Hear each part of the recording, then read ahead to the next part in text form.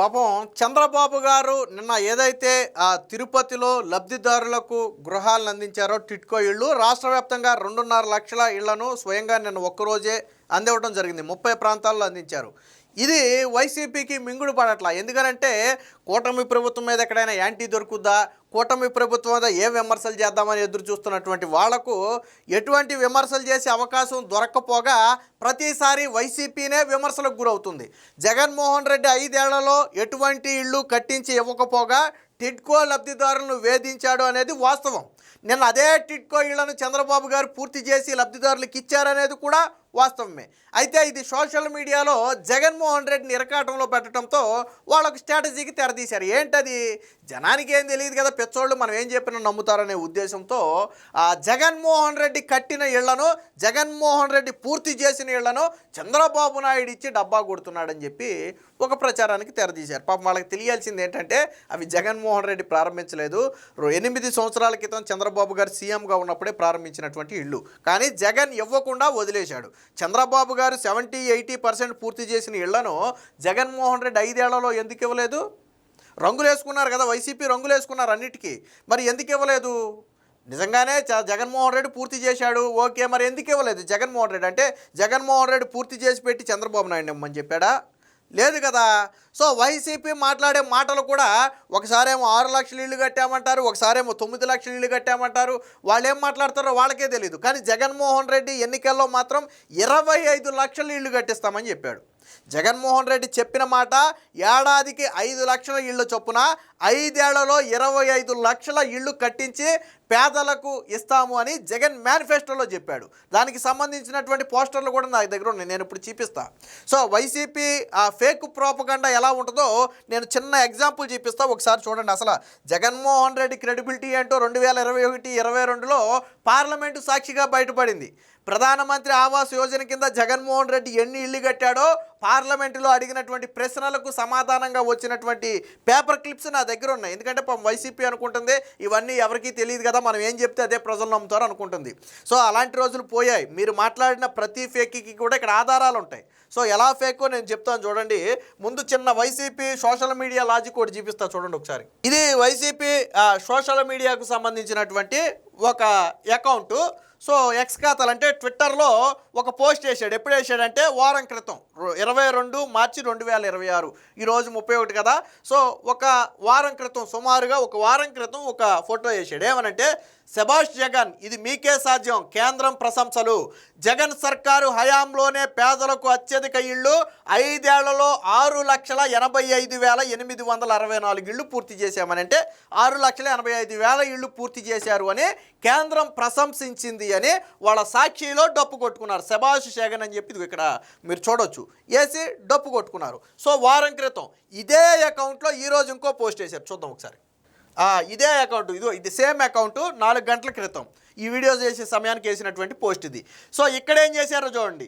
చంద్రబాబు మరో క్రెడిట్ దోపిడీ, జగన్ కట్టించిన ఇళ్లను పంచి మరో డ్రామా, మా ప్రభుత్వంలో 31.19 లక్షల ఇళ్ల స్థలాలు ఇచ్చాం, 21.75 లక్షల ఇళ్ళు మంజూరు చేశాం. అంటే శాంక్షన్ చేశారు, 21 లక్షల ఇళ్ళు శాంక్షన్ చేశారు.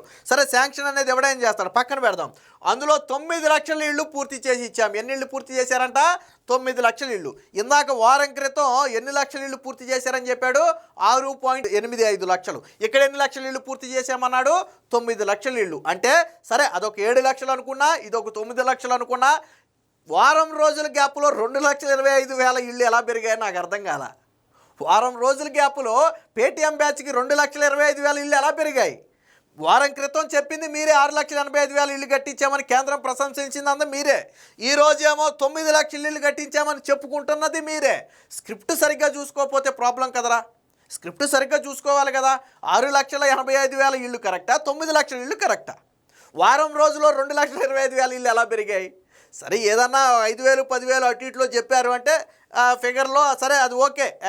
అంత పెద్ద మొత్తంలో ఏదో ఒక 10,000 20,000 అటు ఇటు అవుద్ది అనుకోవచ్చు. కానీ 2.5 లక్షల 2,25,000 ఇళ్ళు అయితే పెరగవు కదా. సో ఇది వైసీపీ. ఈ మాట చెప్పింది ఎవరయ్యా అంటే కాకాని గోవర్ధన్ రెడ్డి చెప్పినటువంటి మాటను పట్టుకొచ్చి ఇక్కడ రాశారు. సో వీళ్ళ క్లారిటీ లేదు, ఎన్ని ఇళ్ళు కట్టారో వీళ్ళ క్లారిటీ లేదు. సో ఇది పక్కన పెడితే గతంలో కేంద్రం మన గొప్పతనం గురించి చెప్పింది, జగనన్న గొప్పతనం గురించి, అది చూద్దాం ఒకసారి. సో ఇది 2021 మార్చి 17న వచ్చినటువంటి పేపర్ క్లిప్. ఇందులో ఏముందో ఒకసారి చూడండి. 2 ఏళ్లలో ఒక్క ఇల్లు నిర్మించలేదు కేంద్రం.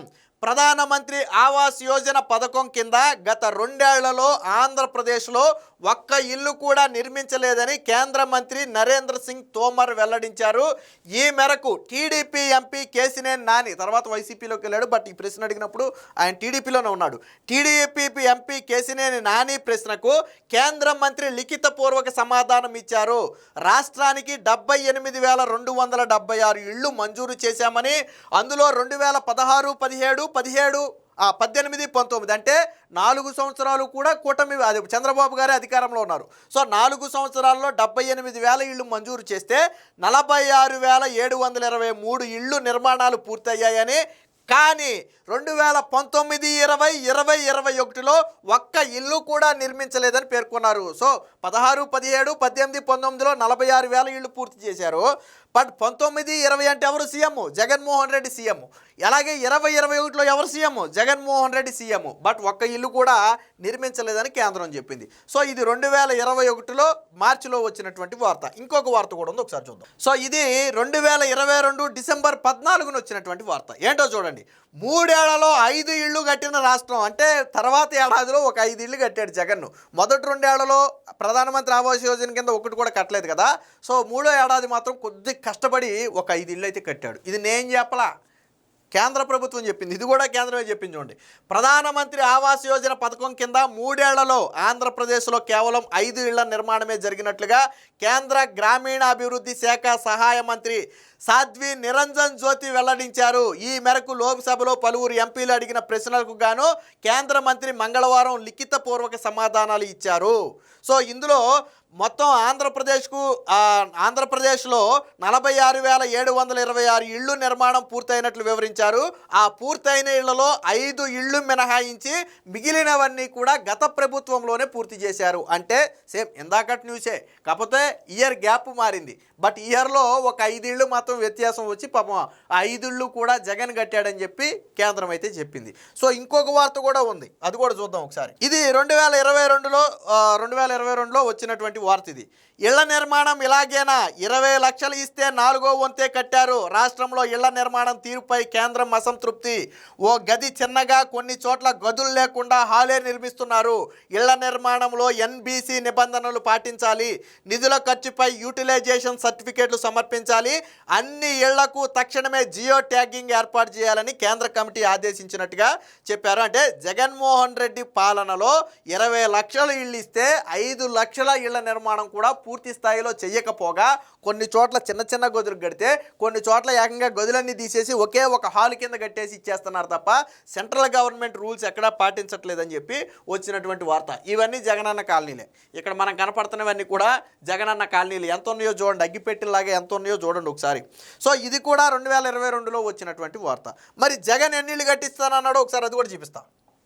ఇది 2019 ఎన్నికల సమయంలో జగన్ మేనిఫెస్టోలో జగన్ వేసుకున్నటువంటి అన్న వస్తున్నాడని చెప్పి హ్యాష్ట్యాగ్ పెట్టి వేసుకున్నటువంటి పోస్టర్. ఇది 25 లక్షల ఇళ్ళు కట్టించి ఇస్తాం, ఆ కుటుంబంలో ఉన్న మహిళల పేరునే ఆ ఇంటిని రిజిస్ట్రేషన్ చేసి ఇస్తాం.